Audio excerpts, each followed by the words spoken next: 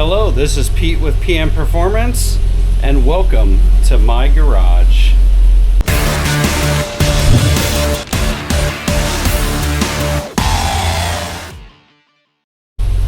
Alright guys, so today we're going to do Corvette stuff. I can't really do pond stuff because everything is wet and muddy, and I'm just tired of working on the pond. It's just too hot out. So what I've been neglecting, I'd like to try and change the oil in the Corvette at the beginning of the season. It is now end of June. It is June 28th, and I haven't done the oil yet. I don't put a lot of miles on it, so it's not really that big of a deal, but I wanted to get the car up in the air today, get the oil changed, and maybe I'm going to leave it on the lift because I might just get it to the point where I might just paint the brakes while it's up here. We're going to see. But today's video is going to be maybe not that exciting for you guys, but it is going to be changing the oil in the Corvette. I'm going to show you guys my simple process for changing the oil in a dry sump Corvette. So you're going to see my 2010 Grand Sport here. It's already up on the lift. I'm letting it warm up just so the oil drains out a little bit easier. I get these 12 quart boxes, 5W30 now. I got my oil filter. This has been here forever. I got a new jug off of Amazon. This should make it easier for counting out the amount of quarts of oil, because obviously you don't have this in the quarts anymore to be able to properly measure it. A little bit of pain in the ass. You guys can see this one up here. I made a complete mess last time I did this. I'm trying to avoid that this time, hence that jug. We got my elevated neck oil change container there. So we're gonna go ahead and get this done. That one's gonna be next. I think I'm gonna actually have to get something to suck the oil out of that one. That doesn't have a dipstick. That's doing Audi stuff. So let me go ahead and make some space. All these projects, everything's in the way like always. I just don't have a normal garage life. So let me get this car up in the air.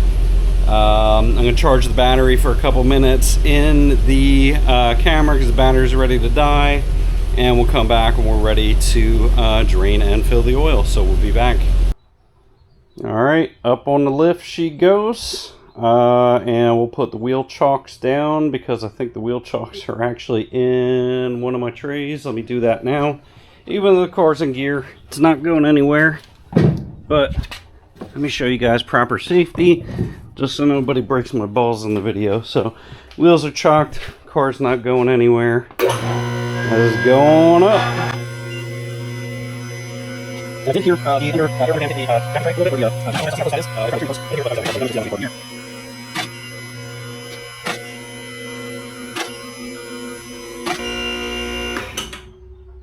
right, have I ever mentioned how nice it is having a lift? So you're gonna see right there is actually where it hit. So and okay, so it did fold back. Let me see here.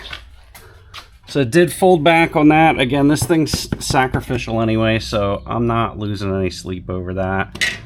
And my front end's getting beat up. Front end's getting beat up from rocks. I gotta get this thing painted one of these days. Front lip is holding up pretty good though. So let me go ahead and get this thing on the locks. We'll kind of give this thing a once over because it does got to get inspected this month as well. That's weird. I got some oil. That's weird. I have oil on that. Where is oil coming from? We might have a drip from somewhere. Let me go ahead and get this thing on locks. Honestly, where it's at is good. I'm just going to leave it on these locks. That is high enough. And let me go ahead and get changed and we'll check stuff out.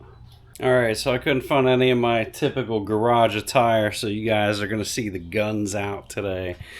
So getting underneath the car, I don't see any indication of leaks. I do have some oily grime on the front jacking pucks, which I do find weird, but I don't see any indication of leak. Everything's dry over here. Obviously nothing would be leaking over there, So I just think that this is just road grime. I'm going to chalk it up to road grime. Everything else looks good. I'm going to give the car once over again just because I am going to be getting this inspected soon. Let's go ahead and drain the oil. I got my chair underneath here, and we'll just do a quick once around. Alright, so we're going to go ahead, and this should be loosened already. It is not. Alright, so we're going to go ahead and get this positioned so we don't make a mess of the oil. Have I ever mentioned how much I love having a lift? Should have done this years ago. So we have a splash pad that I put in this time. We'll go ahead and pop, again, this is a dry sump car. We're going to pop the 15 millimeter here. 15 millimeter here at the front, and then you have your dry sump lines. I don't do the dry sump lines. There's no reason to do so. If you do the dry sump lines, I want to say there's like an extra an extra quart of oil that goes in these lines. So just realize if you do those, you will be adding more oil back in. It's not necessary though. So again, I just kind of pop the side, let the oil drain out, pop the front, let the oil drain out, and then go from there. All right, go ahead and get some leverage on this bolt. All right.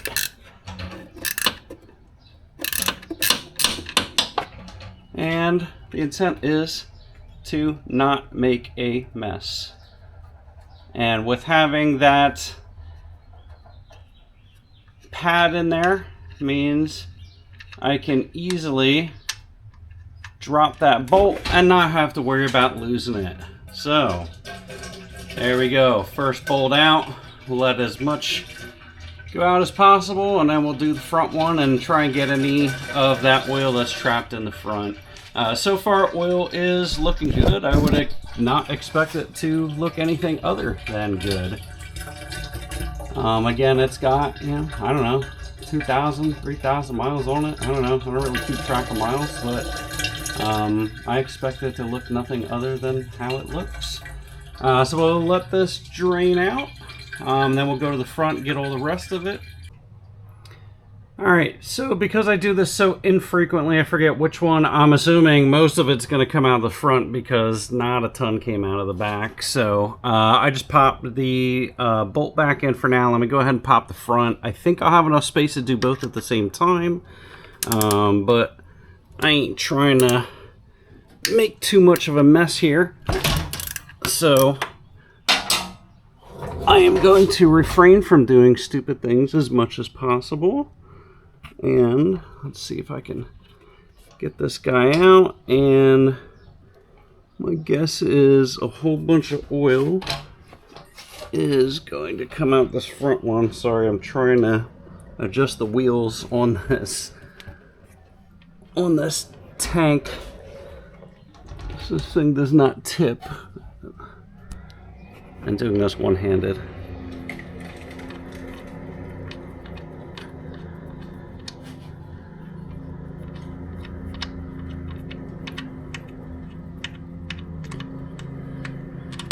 Alright, there we go. That's the amount of oil I would expect to come out of this thing. So the front of the sump, or the front of the pan, carries most of the oil.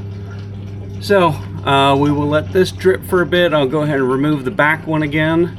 Once all the pressure of this oil comes out, we'll go clean up, and we'll go back to filling, and or actually pulling out the filter and then filling. There, I was able to position it just good enough that we can get the oil catching a bow. So you can see the difference on what comes out of the back of the pan versus the front of the pan where majority of the oil is going. All right, let it drain. It's gonna take a little bit. There's like, I don't know, 9.5, 10 quarts of oil, something like that. Off the top of my head, it's gotta drain out. So it'll take a bit. We'll be back.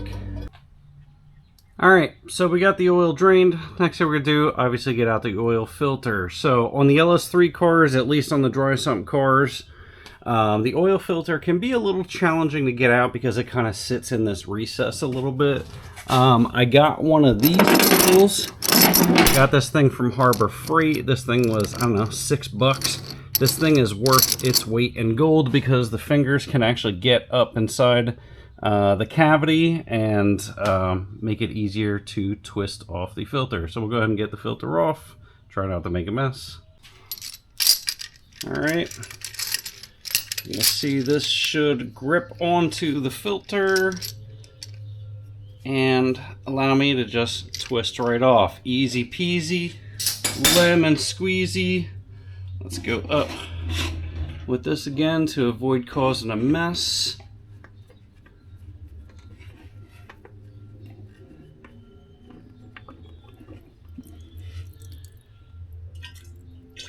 All right, and I've seen some tricks on like Instagram and stuff where people put a cup underneath the filter so they don't get a handful of oil like I just did. Maybe I'll try that on the next one, but not on this one. So again, oil looks phenomenal. Let's go ahead and tighten that screw so it stays up, clean my hand off, and I will be back in a minute with the replacement filter. And if you've ever changed your oil before, you should probably already know this. Before you put a new filter on, make sure that the O-ring did not sit on the block and it is actually still on your filter when you drop the filter down. You see mine is still on and not on the block or the oil pan, I guess technically it's on. So we're good. We'll just let it, you know, the residuals drip out while we're getting another filter prepped. All right, and whether or not I get crucified or not from the oil Nazis and filter Nazis, I don't care. So I think a lot of people overthink this. I just went with the Mobil 1 M1-113A filter. That's typically what I use. And again, I will use Mobil 1 5W30. It's what the car came with. It works. Is it my favorite oil? No, I mean, I think it gets a little bit thin, but it does the trick. I don't have any problems with my car, so that's what I continue to use. So I am actually not going to fill the filter. Sometimes I do, sometimes I don't. It kind of depends on my mood. The Grand Sport or Dry Sump cars at the very least have a oil priming mode, maybe a fuel priming mode. Either way, you can prime your oil system. So I opt to do that. So I'm going to prime it. So there's no real need to pour oil in this thing to avoid dry starts. So let me go ahead and get this out the box with my greasy hands, oily hands, and we'll get up in there.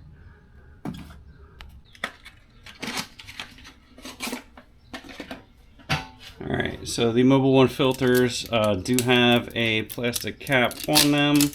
What I will do is get some oil off of the old filter and just kind of lube up the O-ring.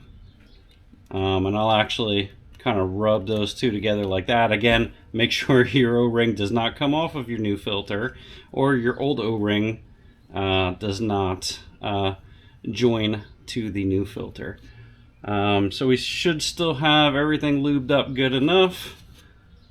Go ahead, spin that guy on there.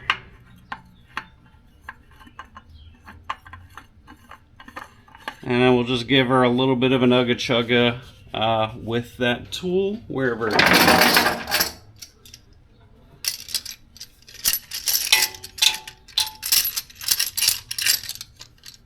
Alright, get the fingers back on there.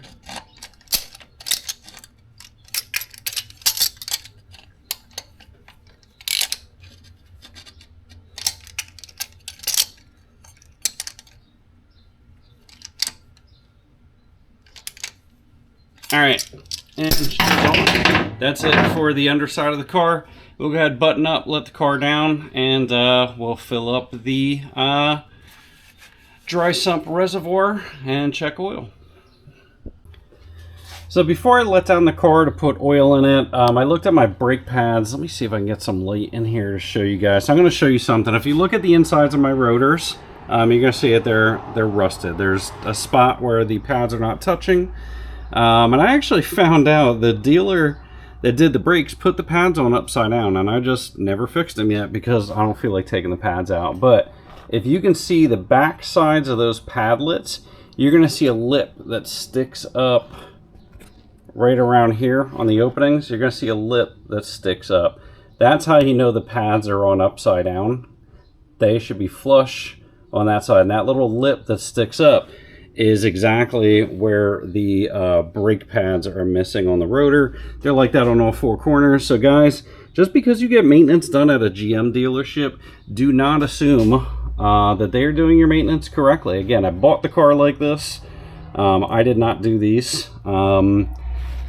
These have the individual padlets, and maybe that's part of the problem. Maybe you can see this one a little bit better on the back side of the pad. But just because you get maintenance done at the GM dealer does not mean it's getting done right. So kind of keep that in mind. I'm going to go ahead and let the car down. I'm going to put oil in, and then I'm going to come back, get it back up in the air because there's a few things I want to check. I want to adjust the driver's side muffler. Is a little cocked. I guess it came a little loose after I did the headers, so I'm going to get that fixed up.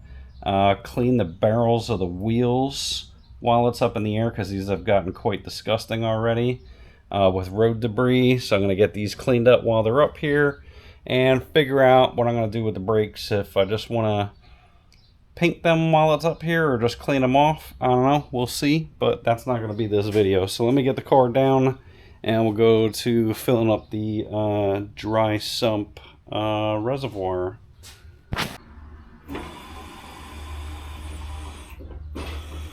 Alright, trying to do this one-handed while holding the camera and getting the car to go down. Not an easy task. Alright, so I'm going to show you again why not to trust dealers. So, if you have a dry sump car, you are to be filling your dry sump reservoir. This is where you put the oil. If you go to a dealer or another shop that does not know that this car is a dry sump, what they're going to try and do is they're going to pull off that fuel rail cover and they're going to try and put the oil in here like a regular LS2 or any other LS car. And you're going to say, hey Pete, there's no way you could do that because that cap has clips in it that it doesn't come off. Guess what? That doesn't mean that somebody didn't break the clips off. So look at that. And look at that. You're going to see this cap never had clips on it. So at some point somebody filled the oil wrong in this car and broke the original LS3 cap and put an LS2 or a non dry sump cap on this. So I'm actually going to put a sticker on this at some point. This is do not fill. If I do the oil changes right, it's not an issue as long as I don't forget and become stupid. But again, this is you do not want to fill here. This is when people blow their motors, when they fill there, and they end up having way too much oil in the car and causing issues. So don't ever fill your dry sump from there. There's no reason to take off that fuel rail cover. So let me go ahead and clean this up just because I got it off, and I will show you guys the process I use to fill the dry sump. Alright, so as per the manual, just because I couldn't remember if it was 10 quarts, 10.5 quarts. So you're going to see 6.2 liter LS3 V8 with Z52 dry sump oil system is 10.5 quarts. It's the same 10.5 quarts for the LS9 as well as the LS7, and obviously you see the difference if you don't have the dry sump. So we go ahead and put in our 10.5 quarts into this dry sump reservoir.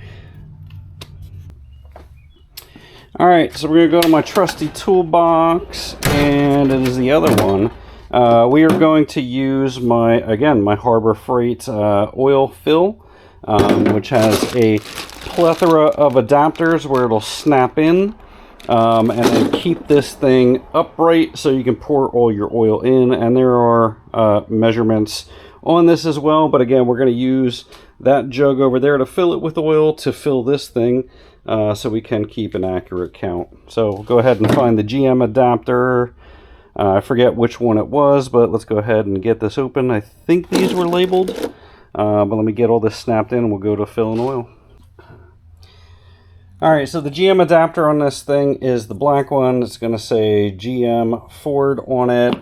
That kit was, I don't know, 20 bucks maybe or so. So you're going to see it goes back in the same way the cap comes off. It has the same detents and goes right in the way the cap goes on.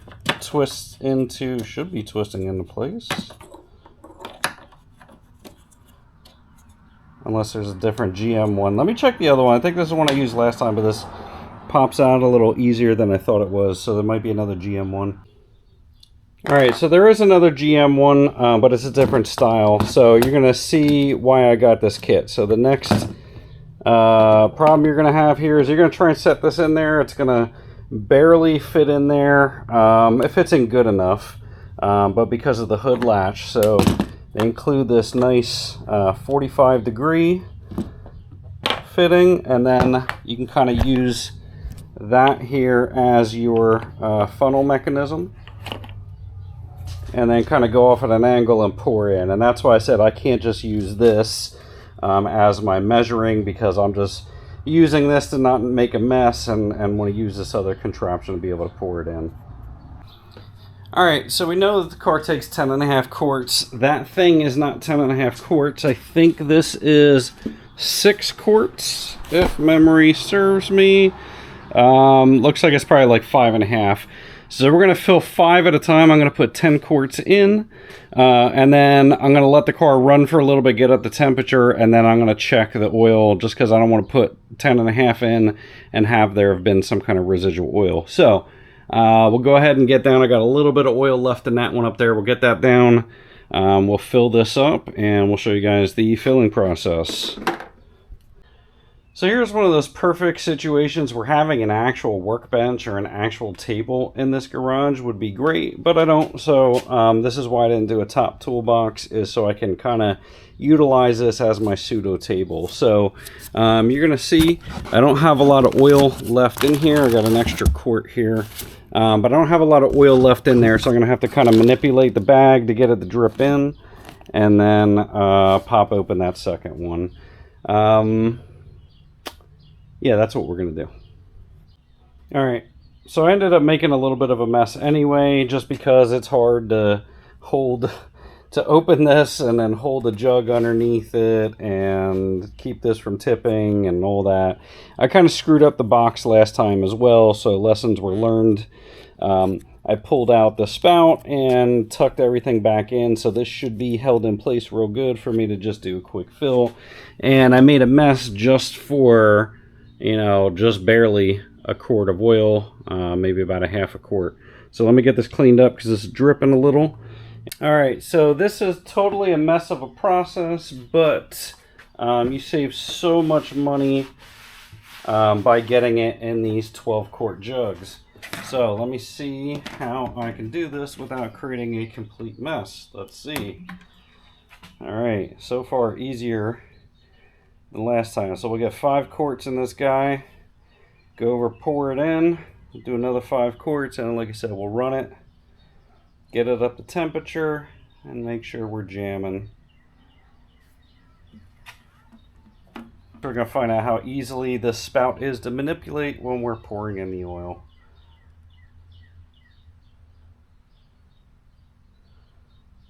Alright, a little bit over 4 quarts.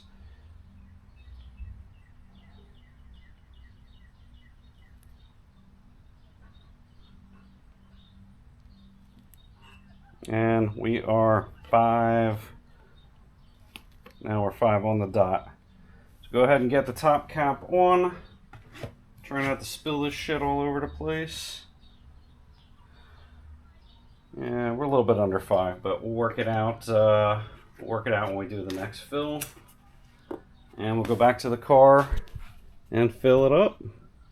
Alright, so this is going to be my first time recording, or my first time doing this with this jug. So let's see if indeed this makes my life easier. Let's find out. So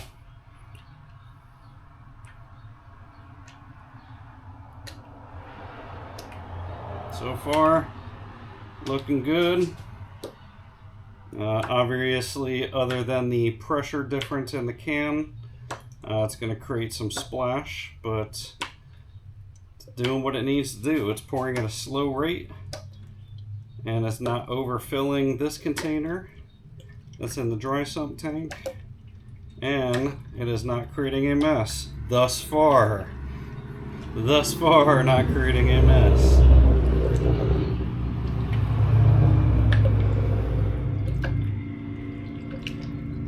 It's a lot easier to manipulate than even the 5-quart jugs. Again, that's kind of why I got this bottom container, was for the 5-quart jugs. Make it easier to just pour directly in from that, and you know, again, they're kind of hard, not hard to manipulate, but they're not as ergonomic as this is. And on top of the fact that it's cheaper to buy the 12-quart jugs than the 5-quart jugs.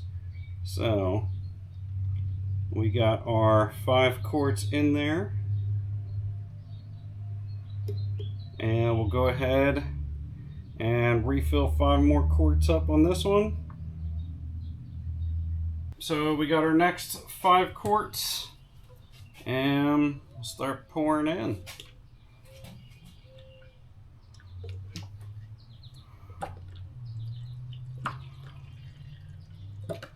And I'll put a link down in the description for the extra tools that I'm using for the oil change, both from Amazon. This is a Z-Line 5-quart jug, and again, the parts from Harbor Freight. I feel like these make oil changes tremendously easier, as well as less mess, right? That's kind of always the struggle I had. I'm like a bull in a china shop. I'm always messy. Which is why I have very specific garage clothes. You're not going to see me like one of these guys, like the fancy YouTubers, the young kids that are wearing gloves for everything and wearing nice clothes and nice white sneakers, because guess what? If you're really working on cars rather than somebody else working on your car while you're recording, you're going to get dirty. If you don't get dirty working on cars, I would love to know your secret, because I'm like Pigpen. No matter what I do, I'm getting dirty because I just want to get the job done. So just kind of the way it goes. But if you have some advice for how to work on your car and not get dirty, I would love to hear it, because I feel like I'm always in a constant state of a mess. Alright, so I went ahead and checked oil in the car just for good measure, just because it's a good rule of thumb to make sure that oil doesn't pour out under the ground. I would have heard it if it poured out under the ground. But if you have a dry sump car, don't freak out if you pull your dipstick and that thing is completely filled to like the top or higher than the fill line, if you have a dry sump car, right? So with a dry sump car, all that oil is sitting in the sump reservoir rather than the oil pan. And when you start it up, when you start the car up, like we're going to do here in a minute, that is going to allow the oil to pull down and suck down and flow through the oiling system and the oil pan. That's part of the genius with the dry sump system. Sorry, I'm trying to move this so you guys don't get direct sunlight in the lens. But so, you know, a lot of your oil, most of your oil is up into the dry sump container, a reservoir, versus the oil pan. So that is why if you read the GM instructions, it says do not check your oil when the car is cold. Start the car up, get the temperature up to like 170 degrees or something like that, oil temperature, and then shut the car off, let it sit for like 5 minutes, between 5 and 15 minutes, right? No less than 5, no more than 15, and then check your oil that way. So that's what we're going to be doing. So what you're going to do is you're going to go all the way to the floor if you have a manual car.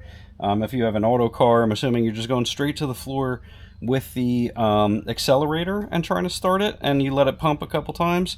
If you have a manual car, I go to the floor with the clutch in the accelerator, and I'll try and do a couple start cycles to cycle some oil up through. So if you can see my feet here, I'm just going to let her crank.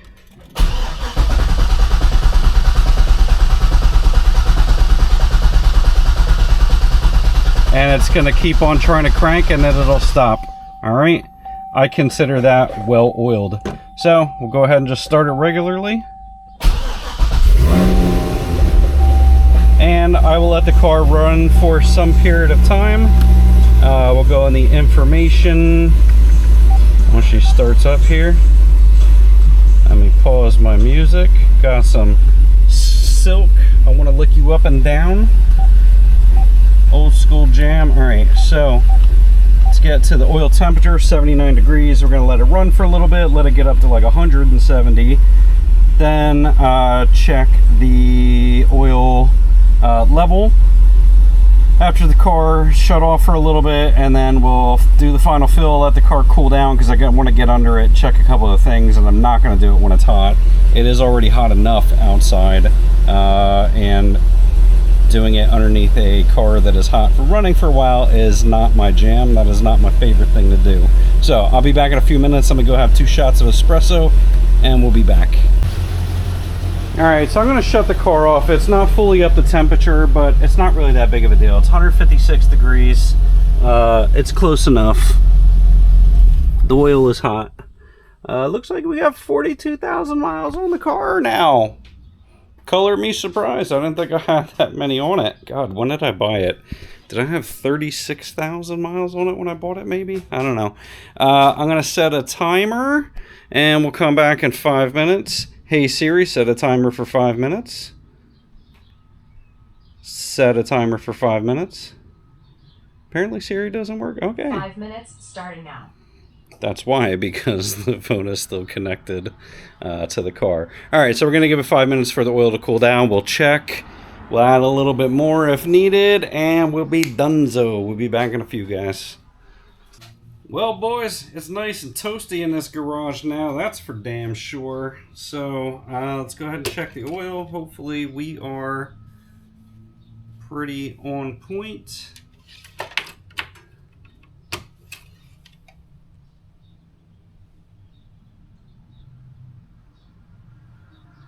And we're not quite at the line. Check it, now I'm checking on the right side.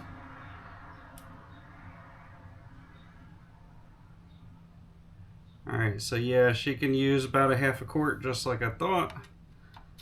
3 times the charm. Let's just check 3 times.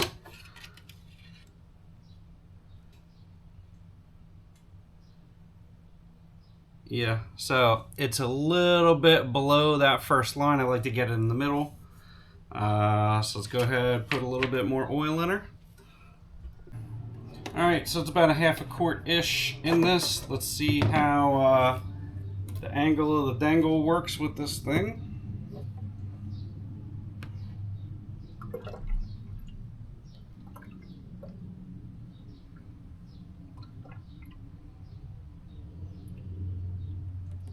And that should do the trick. We'll just double check her again after oil settles.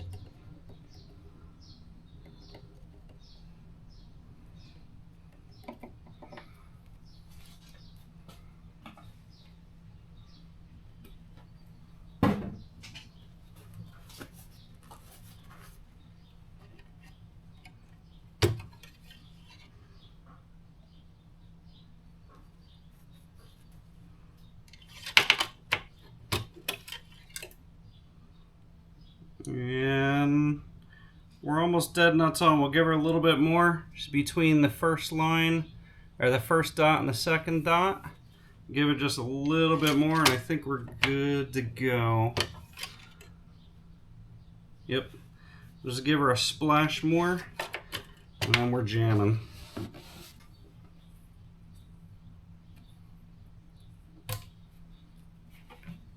This thing is definitely very convenient. Works out really good to be able to direct where your oil is going. And hopefully that's just enough of a splash to get her right there at the middle.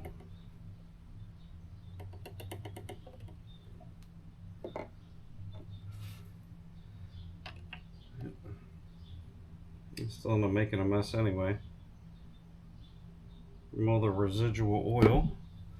But the mess is definitely minimal compared to the way I've done it in the past. I'll just wipe up the side of that tank.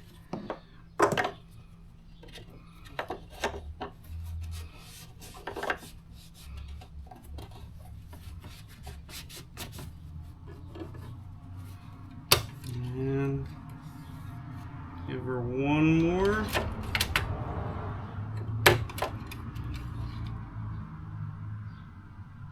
All right, she's just a smidge above that second dot. All right, so we are good to go. Alright guys, so we're going to go ahead and wrap up this video. That is how you properly, or debatably properly, right? I'm sure I'll get lit up in the comments about something. But that is what I know to be a proper dry sump oil change. If you guys disagree, feel free to light me up in the comments. You guys know I'm all about a debate. I got decently thick skin. I may give you a little bit of kickback. So come correct, right? If you're going to call me out, come correct by all means. But I hope you guys enjoyed the video. If you already knew how to change your dry sump oil, great. Hope you liked it. If you didn't know how to change your dry sump oil, hopefully this video was informative for you. And if it was neither informative nor humorous, I apologize. I try my best to do both. And if not, hopefully I get one of them. If not, you know, this isn't my full-time gig. I do this just for some entertainment purposes for you guys. If you like it, cool. If not, maybe catch my pond videos or some other DIY videos. Maybe you will find something you like. But if you do, keep on coming back for Corvette videos. I still have a plethora of parts that I'm going to put on the car. I just haven't gotten to it yet because I got a million other projects. So please make sure to like and subscribe. Catch up with me on Instagram or on the forums. I'm all over Corvette forums all day. Hit me up in the comments, and we'll catch you guys on the next one. Thanks for watching. Bye-bye.